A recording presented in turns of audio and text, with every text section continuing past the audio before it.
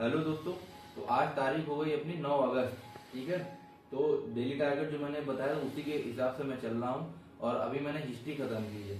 तो हिस्ट्री में अब मैं सोच रहा हूँ कि जो रिवीजन करा मैंने उसमें कुछ मुझको इंपॉर्टेंट क्वेश्चन मिले, तो मैं सोच रहा हूँ वो इंपॉर्टेंट क्वेश्चन आपके लिए भी करा दूँ, क्योंकि मेरे कई भाई ऐसे होंगे जिन्होंने हिस्ट्री या तो बहुत कम पढ़ा होगा या किसी ने पढ़ा ही नहीं होगा, और इतना समय भी नहीं है कि आप उसको शुरुआत से पूरा किसी बैच किसी बुक से खत्म करो।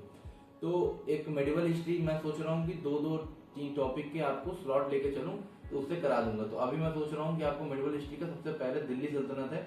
अब करने को तो बहुत बड़ा टॉपिक है, लेकिन जो मैंने पढ़ा है, जो मेन क्वेश्चन है, जो इंपॉर्टेंट क्वेश्चन है, जिससे आप हो सकता है कि वो फंसे 90% चांस है, क्योंकि जो भी क्वेश्चन मैंने ये हैं यही फंसते हैं। मैंने कई सारे एग्जाम दिए हुए हैं, दिल्ली पुलिस के एग्जाम के दौरान मैंने ये नोट्स बनाए थे, तो कई सारे क्वेश्चन फंसे थे।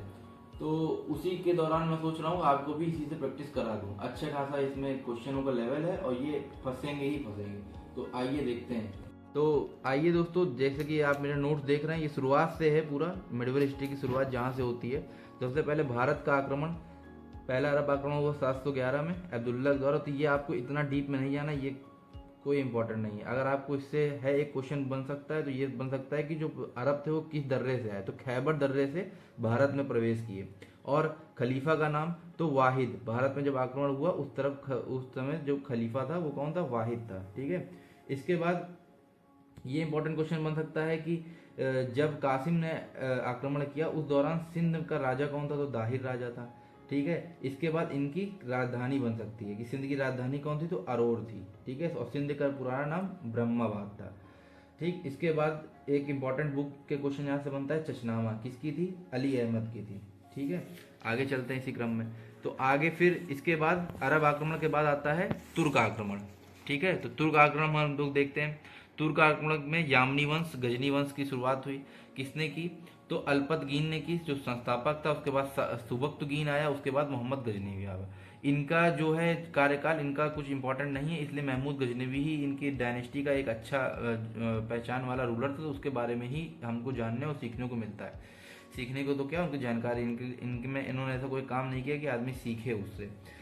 आप पहला है महमूद गजनवी, गद्दी पर बैठा 1998 पे। इसके ये इंपॉर्टेंट हैं जो उसके सरनेम है, यामीन उद्दौला, यामीन और यामीन उल बिल्ला। इसके अन्य नाम थे, जो निक नेम थे, बुसिकन, मूर्ति भंजक, मूर्ति को तोड़ने वाला। पहला आक्रमण आ सकता है इसका, पहला आक्रमण इसने किया था 1001 में। ठीक है। उसका कोई वो नहीं हुआ। 1000 में किया था, उसका कोई नतीजा नहीं निकला। फिर इसने दूसरा आक्रमण किया 1001 में, वह कजू, जयपाल और महमूद गजनवी। ये इंपॉर्टेंट है।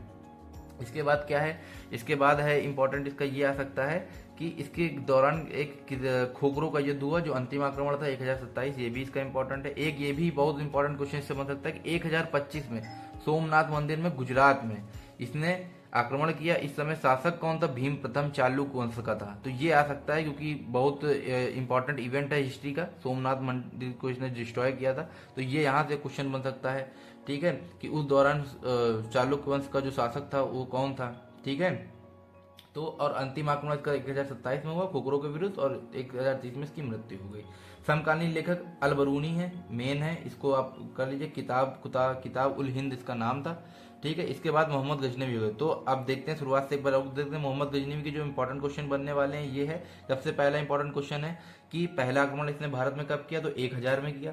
दूसरा आक्रमण कब, तो एक बार रिवीजन कर लेते हैं क्या क्या इंपॉर्टेंट कंटेंट। पहला कंटेंट है कि जो पहले भी पहला 1000 में उसकी एडी में किया, जिसका संभाल इसके बाद जो इंपॉर्टेंट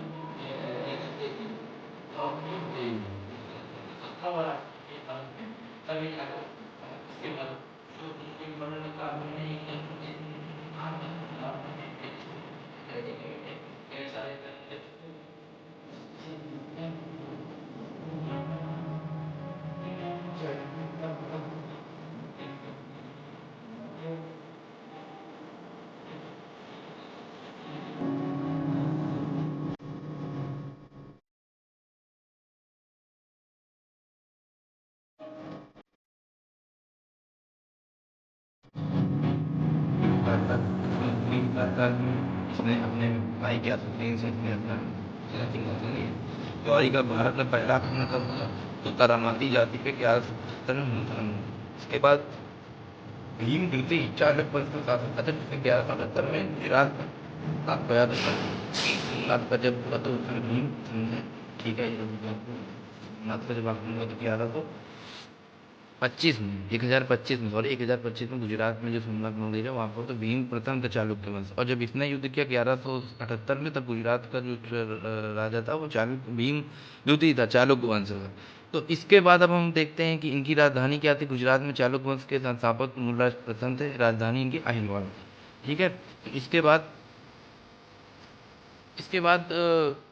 इसका जो मोस्ट इम्पोर्टेंट क्वेश्चन है प्रथम बैटल ऑफ तराइन, बताइए, 1191 में पृथ्वीराज सिंह चौहान के द्वारा से लड़ा गया। 1192 में तराइन का युद्ध, दूसरा युद्ध होता है। 1192 का जो युद्ध हुआ उसमें क्या हुआ, गौरी जीत गया। ठीक है, और पृथ्वीराज की सेना की जो कमान थे वो गोविंद राय संभाल रहे थे। ठीक है, इसके बाद जो अगला इसका युद्ध इंपॉर्टेंट युद्ध 1154 में चंदावर का युद्ध हुआ, गौरी वर्सेस जयचंद। ठीक है, ये भी आपको पता होगा, गौरी वर्सेस जयचंद युद्ध हुआ और गौरी जीत गया, जयचंद को हंसने की लड़।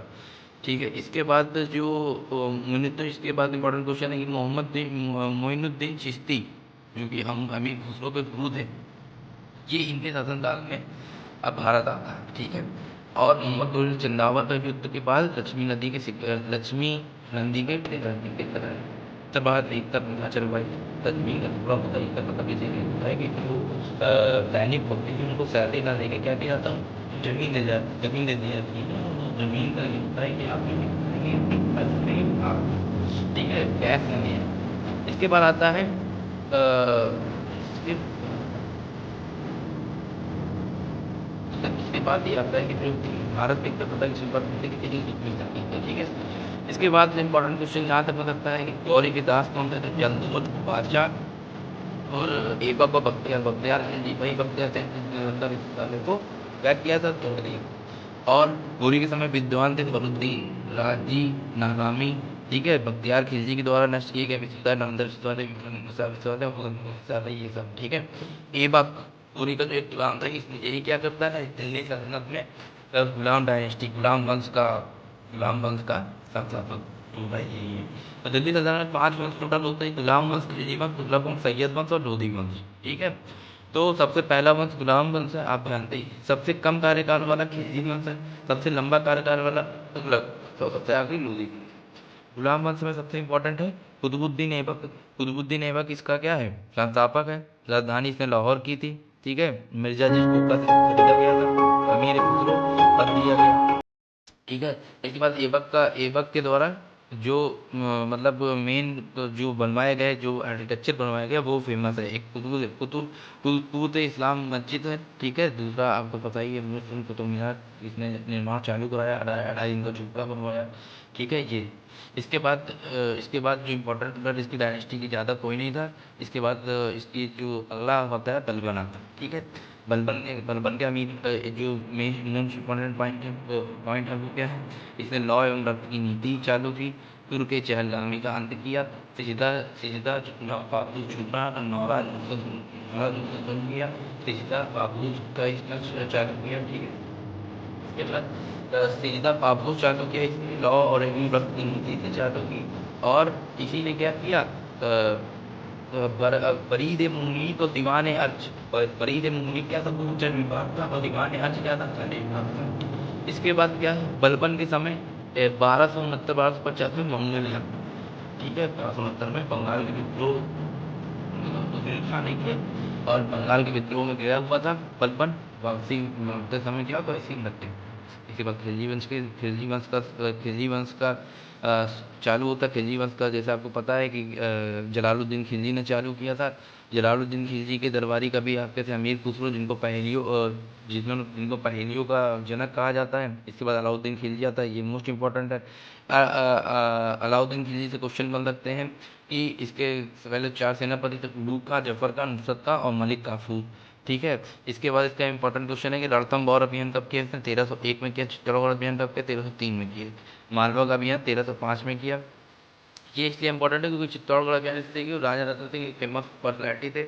ठीक है, इन्हीं की धर्मपत्नी थी पद्मनी, जिन्होंने जौहर किया था, मूवी बनी है उस पर। ठीक है, इसके बाद आता है इसके जो मोस्ट इम्पोर्टेंट है कि एकता प्रथा खत्म करने का सैनिकों को नगद देने की चालू की। अब बाजार नियंत्रण प्रणाली इसने चालू की, ठीक है। राजस्व कर इसने लगाया, ठीक है, क्रम्स कर लगाया इसने। इसके जो वित्त विभाग था उसको दीवान विजारत कहा गया। इसके जो सैन्य विभाग था उसे दीवान हारिस कहा गया। इसके जो विदेश विभाग था उसे दीवान रसालत कहा गया। इसका जो बाजार नियंत्रण प्रक्रिया था उसे दीवान रियासत कहा गया, ठीक है। तो एक मिनट,